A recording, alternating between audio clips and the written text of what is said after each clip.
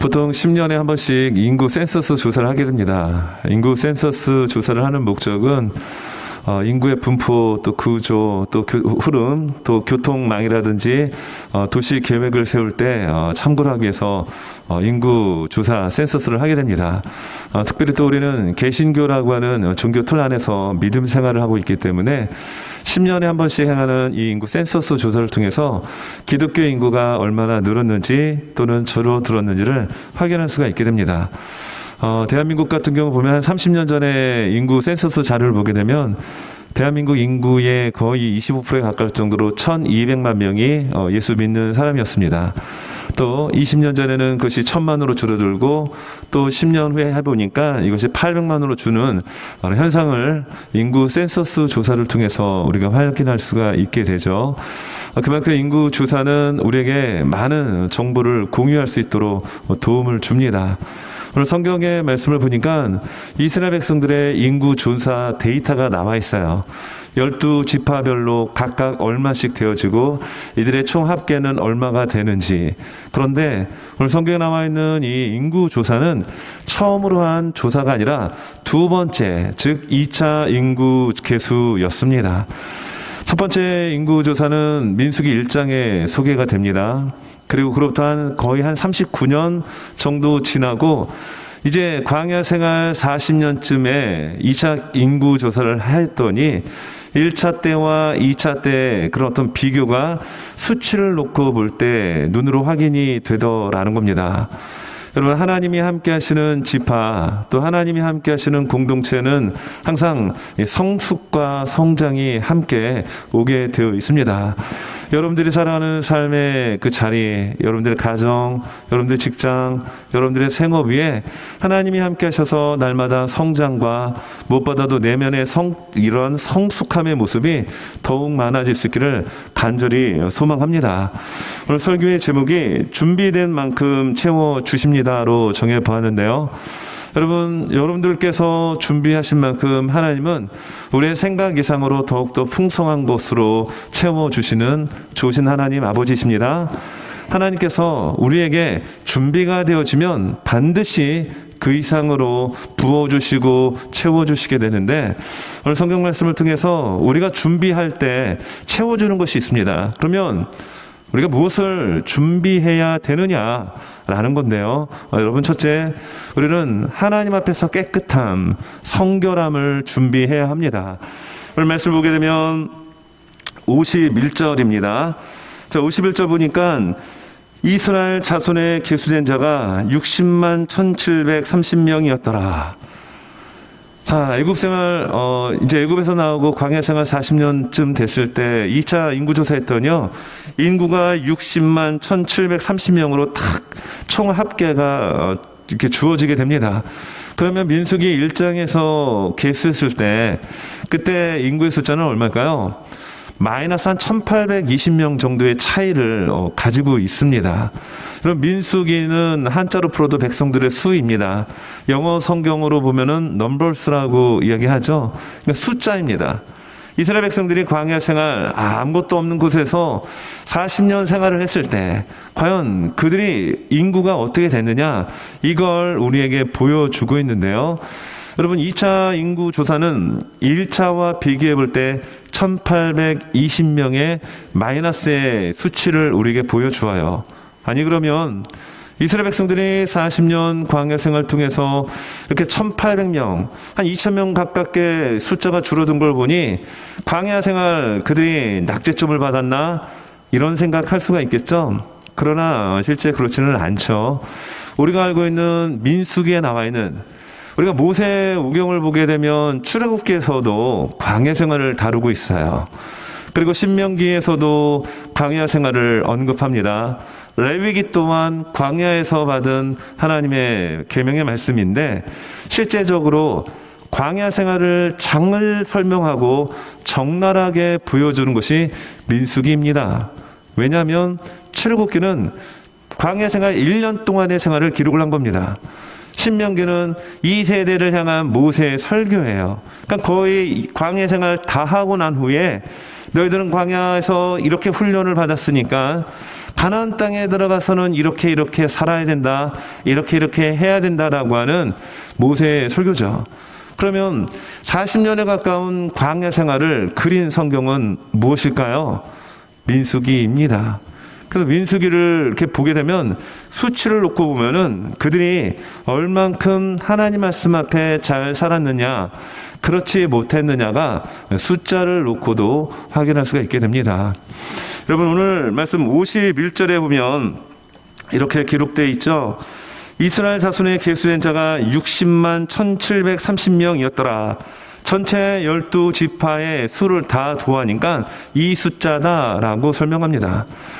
여러분, 그런데 이스라엘 백성들의 이 인구 조사를 언제 시작을 했느냐가 참 중요합니다. 1차 인구 조사, 오늘 본문에 나와 있는 2차 인구 조사를 언제 하게끔 하나님이 명령하셨느냐가 이게 참 중요한데요. 1차 같은 경우는 민수기 1장 1절에 보면 둘째 달 첫째 날에 바로 하나님께서 모세와 아론을 통하여 인구 20세 이상 전쟁에 나갈 이런 힘 있는 장성한 사람들을 중심으로 계수하라고 명령하십니다. 여기에 나와 있는 둘째 날, 첫째 날은 성막을 완공하고 꼭 한 달째 되는 해입니다.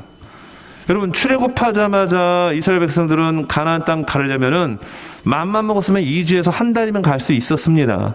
그런데 왜 하나님은 그렇게 한 달이면 갈 수 있는 거리를 그렇게 뱅뱅 돌게 하셨죠? 또 성막을 출애굽하고 난 후 성막을 6개월가량 만들고 난 후 완공되고 한 달 되었을 때, 자, 전쟁에 나갈 20세 이상 사람들 계수하라고 1차 인구조사를 명령하셨습니다. 여러분, 이것은 우리에게 중요한 깨달음을 던져줍니다. 여러분, 가나안 땅에 들어가는 게 목적이 아니에요. 어떤 모습으로 가나안 땅에 들어가느냐가 참 중요합니다.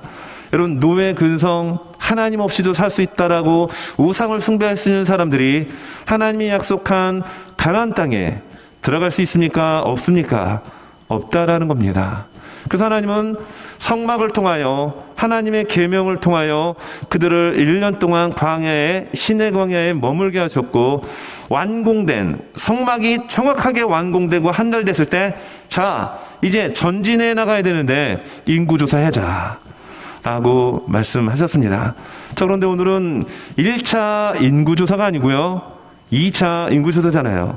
이 인구조사를 언제 하라고 하나님은 명령하십니까? 이 말씀이 26장 1절입니다.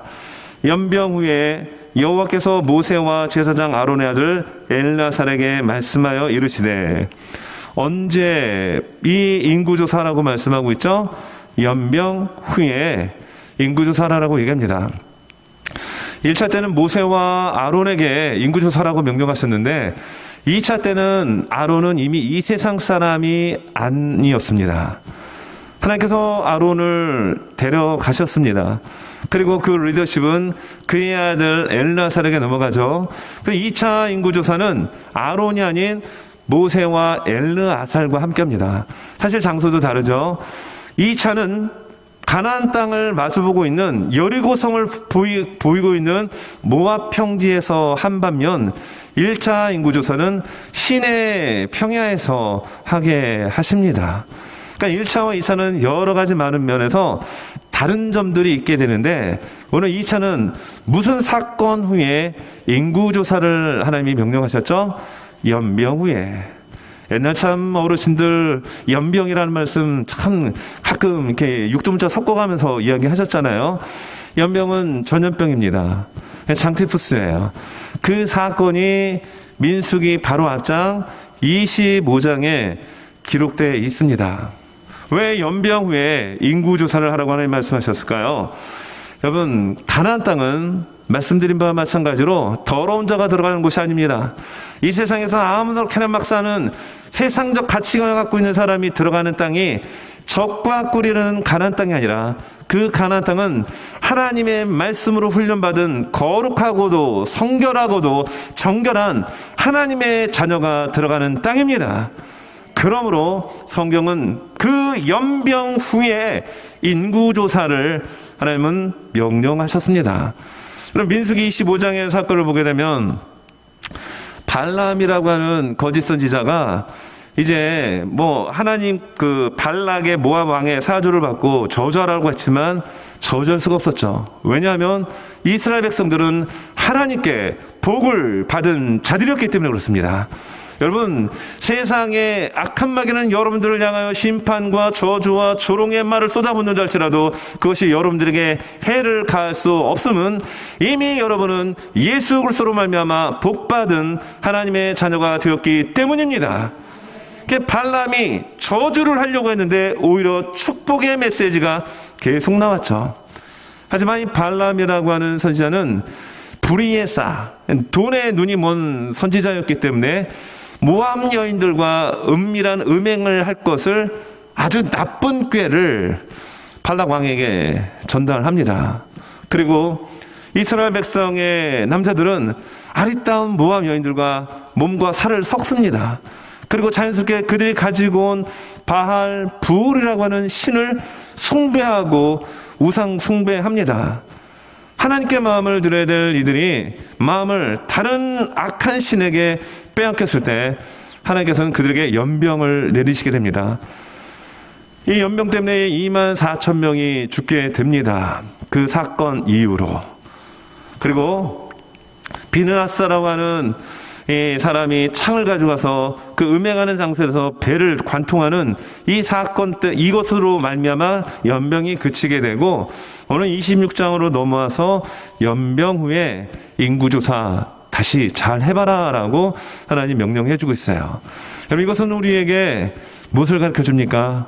하나님의 십자가의 군사, 군병으로 부르심을 받는 이 일 가운데 거룩하게 정결한 자만이 하나님의 군사로 뽑힘을 받게 되고 하나님이 약속한 가나안 땅에 들어갈 수 있음을 우리에게 가르쳐 줍니다. 여러분, 우리에게 있어서 지금의 이 가나안 땅은 보이지 않지만 영적 가나안 땅은 장차 우리가 들어가야 될 영원한 하나님의 나라입니다. 여러분, 그 하나님의 나라에 우리 모두가 다 들어갈 수 있기를 간절히 원합니다. 여러분, 참 문제가 많은 교회가 있었습니다. 고린도 교회였습니다. 우상도 많이 섬겼고 음행이 아주 음탕한 지역이었습니다. 그 교회에 바울이 교회를 세웠습니다. 은사도 많았습니다.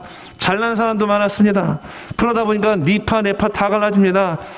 나는 아볼로파야, 나는 게바파야, 나는 그리스도파야, 나는 바울파야. 4분 오열된 고린도 교회를 향하여 바울이 편지를 쓰는데 이런 내용의 편지였습니다. 고린도후서 7장 1절 우리 한번 같이 화면 보며 읽겠습니다. 시작. 그런즉 사랑하는 자들아, 이 약속을 가진 우리는 하나님을 두려워하는 가운데서 거룩함을 온전히 이루어 육과 영의 온갖 더러운 곳에서 자신을 깨끗하게 하자. 아멘입니다. 고린도 교회는 실제로 오늘 본문에 나왔던 이 연병 후에 바로 25장에 나와 있는 그 모압 여인과의 아주 음탕한 이러한 일들, 그리고 자연스럽게 우상을 숭배하는 바알부를 숭배하는 이 사건을 기록하고 난 후에 26장에 인구조사가 진행이 되는데요. 곤도라는 지역 자체는 완전히 성적으로 타락한 지역이었죠. 그러한 지역에 교회가 세워졌습니다. 여러분, 당연히 영향을 받겠죠. 그러다 보니까 교회 내에 정말 여러 가지 많은 문제를 가지고 세상 법정까지 서게 되는 불미스러운 일들이 일어나게 됩니다. 이때 바울이 권면하는 겁니다. 무엇이라고 얘기하죠?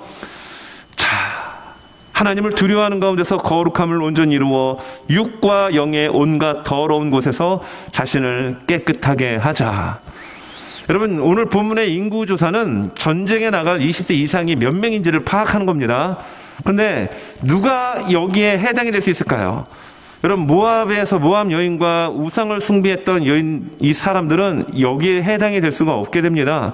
그러니까 성결한 자, 정결한 자만이 구별되어 뽑힘을 받게 됩니다. 여러분, 우리 모두는 이 시간 예배를 드리고 있죠. 우리가 어떻게 예배를 드릴 수 있을까요? 예수님의 십자가의 보혈로 우리의 모든 죄를 다 사함받았기에 이 시간 우리는 감사함으로 거룩한 하나의 자녀의 모습으로 주님 앞에 예배 드린 줄로 믿습니다. 그래서 우리의 예배가 하나님 앞에 연락이 되어지는 거예요. 그리고 우리의 예배를 하나님이 받으시는 겁니다. 그리고 주의 성령께서 이 시간 여러분의 심령 가운데 기름 부음을 충만히 부어주셔서 우리의 삶에 나도 모르는 죄악들을 생각나게 하셔서 회개케 하시고 자백케 하셔서 정결한 삶의 모습으로 우리를 다듬어 가시는 줄로 믿습니다. 여러분, 성경 말씀에 보게 되면요, 요한계시록 22장 14절에서 이런 말씀을 하는데, 요한계시록 22장은 신구약 66권의 마지막 장입니다. 그만큼 중요하죠. 자, 요한계시록 22장 14절 같이 한번 읽습니다. 시작. 자기 두루마기를 빠는 자들은 복이 있으니 이는 그들이 생명나무에 나아가며 문들을 통하여 성에 들어갈 권세를 받으려 함이로다. 여러분, 우리는 하나님의 그 새하늘과 새 땅에 다 들어갈 줄 믿습니다. 예수 믿는 그 믿음으로 말미암아 우리는 그 거룩한 성 예루살렘에 들어가게 됩니다. 그런데 두루마기를 빠는 자들이 복이 있다라는 겁니다. 여러분, 우리가 옷에 더러운 것들이 묻게 되면 임시 처방으로 이렇게 물로 씻어낼 수 있지만 근본적으로는 어떻게 하죠? 옷을 벗어서 세제를 넣고 세탁을 합니다. 그래야 깨끗하게 되는 것처럼 두루마기를 빠는 자가 복이 있다. 성경은 이렇게 분명하게 우리에게 말씀합니다. 여러분, 우리가 무엇으로 두루마기를 빨 수 있을까요? 성경은 우리에게 또 말씀하는데, 요한계시록 7장 14절 같이 한번 읽습니다. 시작. 내가 말하기를 내 주여 당신이 하시나이다 하니 그가 나에게 이르되 이는 큰 환난에서 나오는 자들인데 어린 양의 피에 그 옷을 씻어 희게 하였느니라. 아멘. 요한계시록 7장은 여러분 14만 4천 명의 사람들을 소개합니다. 14만 4천 명 하면 무슨 2단 저기 그 신천지의 이만희 이러한 사람들이 아니라 예수 그리스도를 믿는 하나님의 자녀들이 14만 4천에 포함이 됩니다. 근데 이들이 어디에 피에 그 옷을 씻어 희게 하였다라고 말씀합니까? 어린 양의 피에, 예수의 피, 예수의 보혈, 이것이 우리에게 능력이 됩니다. 우리의 과거의 어떤 죄, 차마 하나님 앞에서도 말할 수 없을 정도로 더럽고 냄새나는 우리의 죄일지라도 주님의 십자가 앞에 고백하고 나가면 다 씻어주십니다. 어린 양 예수의 피로 맑게 씻어주시고 이전 것은 지나갔다라고 하며 기억지도 아니하시는 사하심의 은혜가 우리에게 있습니다. 현재의 죄, 미래의 모든 죄까지도 우리를 위하여 십자가에 달려 돌아가신 예수 그리스도의 보혈로 우리는 죄사함을 받습니다. 그 어린 양의 보혈로 우리는 정결하게 하나님 앞에 담대히 나갈 수 있습니다. 여러분, 예수님의 가장 행하신 첫 번째 기적하면 우리는 가나의 혼인잔치를 연상합니다.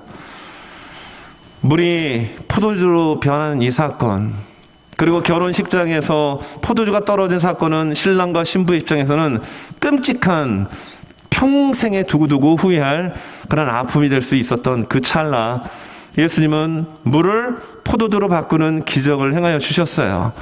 여러분, 예수님께서 첫 번째 기적을 왜 결혼식장, 혼인식장에서 행하셨을까요?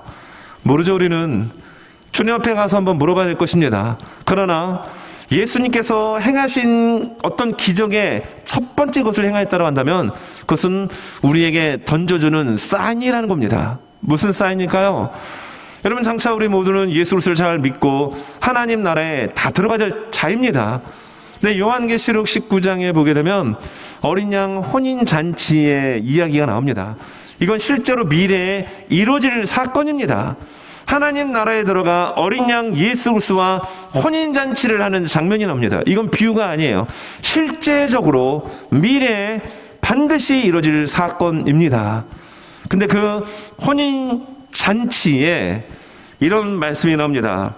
요한계시록 19장 8절, 그에게 빛나고 깨끗한 세마포 옷을 입도록 허락하셨으니. 누구에게요? 신랑 되시는 예수님을 기다렸던 신부인 교회 공동체, 신부인 예수 그리스도를 믿는 저와 여러분들이 여러분 빛나고 깨끗한 세마포 옷을 입도록 허락해 주셨습니다. 혼인잔치에 누가 들어갈 수 있습니까? 그 세마포 예복을 입은 자가 신부의 자격으로 신랑 되신 예수님 앞에 서게 될 것입니다. 빛나고 깨끗한 그 거룩한 세마포 옷, 여러분, 그 옷은 어린 양의 보혈로 날마다 씻어야 성결하게 정결하게 여러분 빛난 가운데 여러분 그 옷을 입고 주님 앞에 서게 될 것입니다. 우리가 입고 있는 더러운 세상의 정욕과 야망과 욕심과 세상의 가치로 뒤범벅된 우리의 추한 옷을 입고는 주님 앞에 설 수 없습니다. 주의 보혈로 성결하게 된 옷을 입고 주님 앞에 다 설 수 있는 우리 모두가 될 수 있기를 예수님의 이름으로 축원합니다. 여러분 두 번째는 여러분 준비된 만큼 채워주시는데 충성스러운 자에게 정말로 하나님은 놀라운 것으로 채워주십니다. 성결한 자에게 준비된 만큼 채워주시고 두 번째는요 무엇으로요? 충성된 자에게 준비된 만큼 채워주십니다. 오늘 말씀 53절 55절까지인데요. 자, 이 명수대로 땅을 나눠 주어 기업을 삼게 하라. 수가 많은 자에게는 기업을 많이 줄 것이요 수가 적은 자에게는 기업을 적게 줄 것이니 그들의 계수된 수대로 각기 기업을 주되 오직 그 땅을 제비 뽑아 나누어 그들의 조상 지파의 이름을 따라 얻게 할지니라.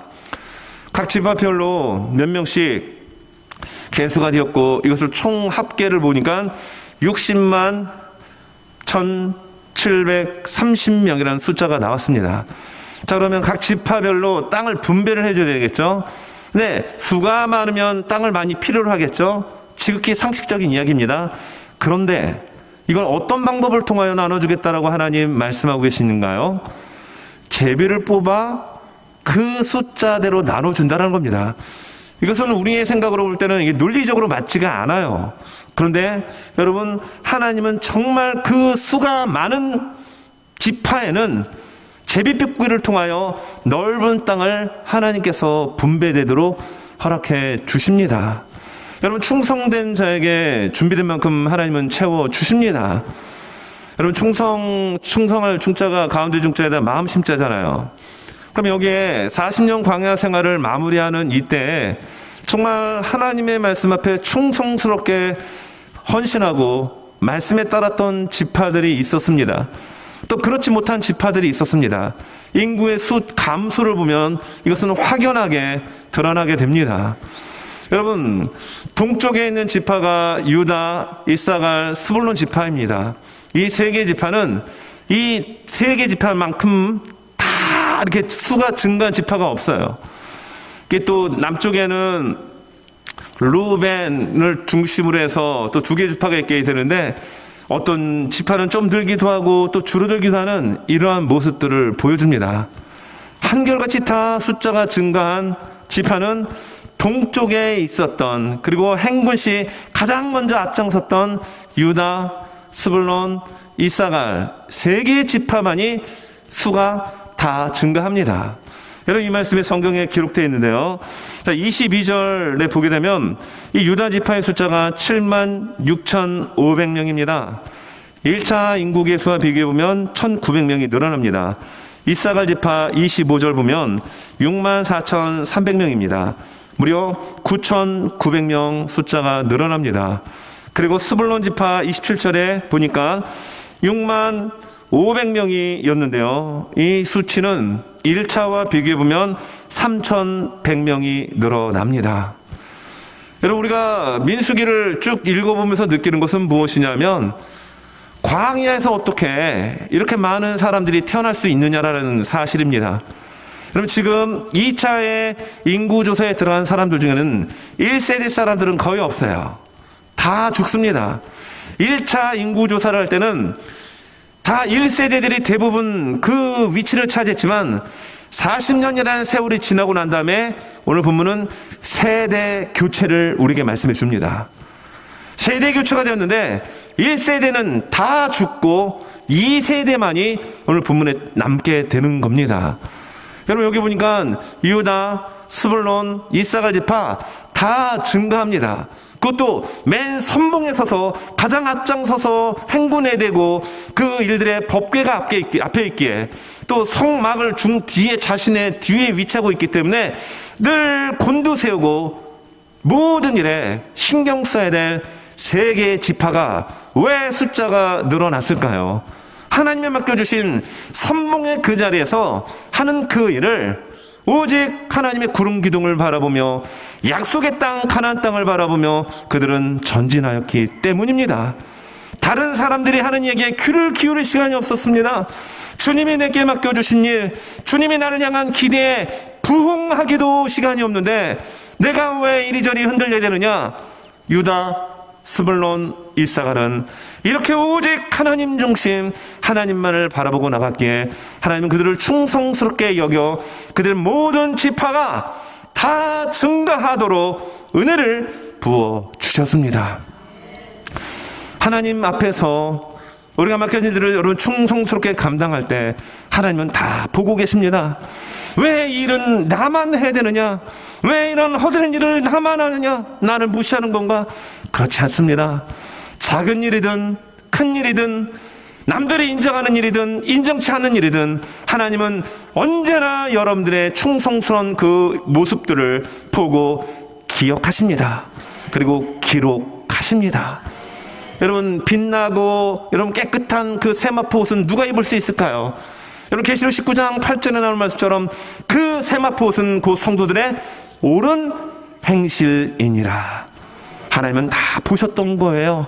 그러므로 세 개 지파씩 동서남북으로 나눠졌던 이 지파 가운데 이 앞부분 동쪽에 있던 이 지파 셋만이 수치가 다 증가하게 되었음을 우리에게 알려줍니다. 여러분, 그러면 이 12개 지파 가운데 인구가 엄청나게 줄어든 지파가 있습니다. 그 지파는 시몬 지파예요. 우리는 이런 생각을 할 수가 있습니다. 민수기 광야 생활 40년 생활 가운데 이스라엘 백성들의 늘 변하지 않고 반복되는 패턴이 있습니다. 원망입니다. 비난입니다. 불평입니다. 그러면서 수많은 사람들이 죽어갑니다. 여러분, 성경에 기록된 것만도 그것이 한두 번의 사건으로 끝나질 않죠.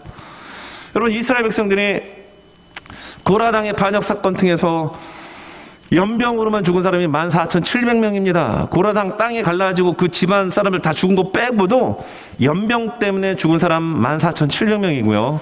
그리고 또 하나님이 불뱀을 보내서 원망하는 이들 물려 죽게 합니다. 수치도 안 나옵니다. 몇 명 죽었는지도 기록되지 않습니다. 상당수의 사람들이 불평하고 원망하다 불뱀에 물려 죽었고, 놋뱀을 만들어 놓고 저 놋뱀을 바라보는 자마다 살 것이다. 그런데 그거 안 바라보고 죽은 사람도 꽤 됐을 것입니다. 여러분, 그리고 25장에 나오는 것처럼 이제 가나안 땅이 바로 코앞인데 발람은 거짓 선지자입니다. 악한 마귀는 우리가 하나님의 나라에 가는 것을 항상 질투하고 넘어뜨리러 우리를 위협합니다. 유혹하기도 합니다. 넘어지지 않고 우리는 그래도 전진해야 되는데 여기에 걸려 넘어진 지파가 시몬 지파예요. 시몬 지파의 우두머리 시므이가 바로 그 일을 주도적으로 이끌었던 것 같습니다. 그래서 성경에 보면 오늘 본문 26장 14절에 보면 2차 인구 계수를 한 숫자가 22,200명입니다. 1차와 비교해 보니까 무려 37,100명이 감소하고 말았습니다.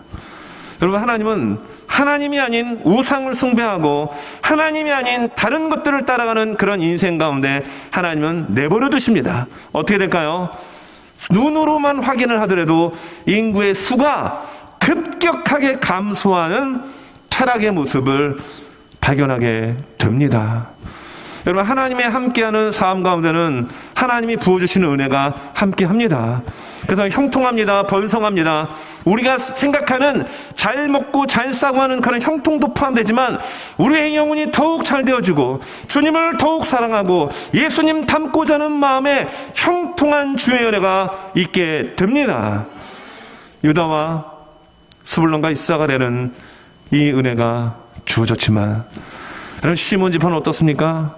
각기 제 길로 자기가 원하는 방향으로 나갔더니 완전히 패가망신하고 마는 결과를 우리가 보여주고 있죠.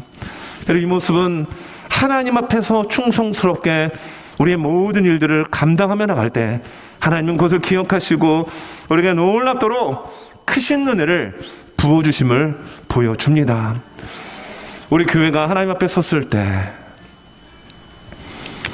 그리고 우리 한 분 한 분이 주님 앞에 섰을 때 여러분 우리의 모든 것들이 심어온 지파처럼 다 감소되는 모습이 아니라 정말 작은 것이라도 주를 위하여 뿌렸더니 그것이 30배, 60배, 100배의 아름다운 열매로 주님 앞에 올려드릴 수 있는 우리 모두가 될 수 있기를 간절히 원합니다.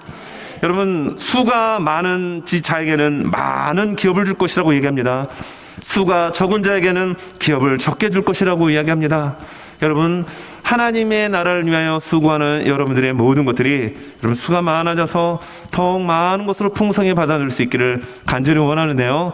여러분 지금 너무 힘들고 너무 속상한 일들이 많아서 기쁨이 아닌 눈물의 씨를 뿌리는 분들이 계십니까?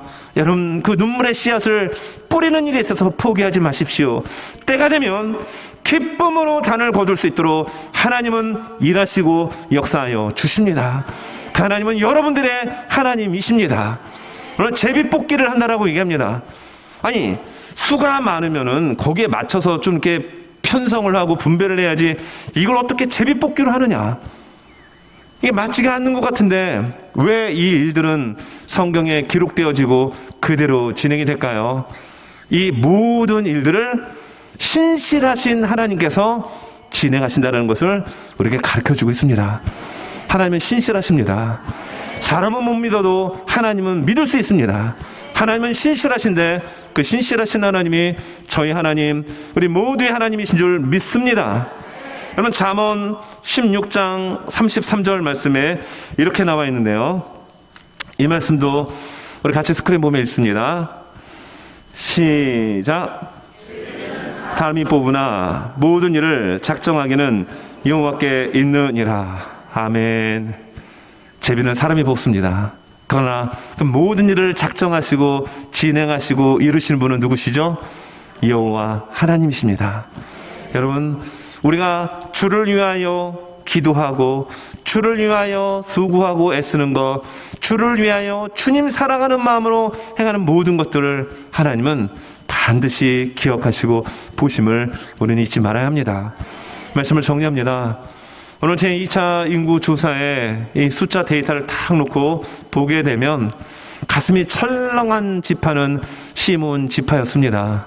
그도 그럴 것이 우상을 숭배하고 하나님 원치 않는 그 길로 갔을 때 필연적으로 그 결과가 그렇게 될 수밖에 없게 되죠. 우리는 하나님의 사람입니다. 우리는 예수를 믿는 예수의 사람입니다. 그러므로 이 세상의 잘못된 가치 가운데 이리저리 휘청휘청거리지 않고 오직 주님께서 가라로 가는 영적 가나안 땅을 향하여 힘차게 한 발 한 발 내딛고 나갈 때 하나님은 우리를 더욱 예수 그리스도의 보혈로 성결하게 정결하게 씻어줄 줄 믿습니다. 그리고 우리의 마음의 중심이 세상의 것으로 만족하는 것이 아니라 오직 예수님, 오직 하나님의 것으로 만족하고 중심을 잡고 나갈 때 하나님께서 우리를 향한 놀라운 은혜의 상금이 여기저기에 눈으로 목격될 수 있도록 부어주실 줄 믿습니다. 그럼 바울은 이런 얘기를 하는데요. 집안에 여러분 그릇들이 많이 있죠. 한 몇 주 전에 교회에서 이렇게 커피를 타 먹는데 그 커피가 물을 건너온 커피였습니다. 맥심. 네, 맥심. 물 건너왔잖아요. 네. 어떤 분이 커피를 딱 타주셨는데 보통 이제 종이컵에다 사 먹다가 그날은 멋진 컵에다가 타주신 거예요. 커피 맛이 정말 다르더라고요. 그래서 그 컵이 무슨 컵인가 했더니만 금으로 이렇게 막 테두리가 돼 있고 번쩍번쩍 빛나더라고요. 레녹스요? 레녹스가 맞나요? 뭐 이렇게 지금은 별로 이렇게 찾지 않지만 몇십 년 전만 해도 뭐 줄을 서서 그렇게 그 그릇을 사기 위하여 새벽 예배 끝나고 팀으로 달려가서 구입했다고 하는 얘기를 들었습니다. 레녹스 맞죠? 예, 레깅스는 아닐 거 아니에요. 예, 그 컵에다가 마시니까 분위기가 그래서 그런지 몰라도 맛이 달라지더라고요. 여러분 집안에 금그릇도 있고 은그릇도 있고요, 질그릇도 있고 또 천한 그릇도 있습니다. 여러분들은 그 그릇 가운데 어떤 그릇을 쓰시겠습니까? 이왕이면 금그릇에다 밥을 먹으면 더 좋겠죠. 그런데 깨끗한 그릇을 쓰겠죠. 여러분, 성경은 이렇게 우리에게 말합니다. 디모데후서 2장 20절에서 21절. 큰 집에는 금그릇과 은그릇뿐 아니라 나무그릇과 질그릇도 있어 귀하게 쓰는 것도 있고 천하게 쓰는 것도 있나니, 그러므로 누구든지 이런 것에서 자기를 깨끗하게 하면 귀히 쓰는 그릇이 되어 거룩하고 주인의 쓰심에 합당하며 모든 선한 일에 준비함이 되리라. 아멘. 금그릇이라고 쓰임받는 게 아니고요, 깨끗해야 쓰임 받습니다. 오늘 2차 인구 조사에 들어가는 사람 중에 1세대가 있던가요? 없습니다. 다 죽습니다. 분명 하나님이 기회를 주셨지만 40년이라는 시간 속에 그들은 다 광야에서 죽고 말았습니다. 연병 후에 우상을 숭배하는 그 사건 후에 하나님은 일단의 가지치기를 하고 정결하고도 성결한 하나님의 사람들로 제 군대 편성을 명령하셨고, 20세 이상 전쟁에 나갈, 실제로 그들은 요단강을 도하여 가나안 땅의 족속들과 싸워 승리를 쟁취하는 사람들로 하나님은 뽑으셨습니다. 여러분, 이 시간을 예배드리는 우리 모두가 이 2차 인구 조사에 포함이 되는 하나님 나라 가운데 당당하게 행진하고 첫 발을 내딛고 돌격할 수 있는 믿음의 십자가의 군병이 될 수 있기를 예수님 이름으로 축원합니다. 성결한 자, 충성스러운 그 사람을 통하여 하나님은 반드시 영광 받으실 줄로 믿습니다.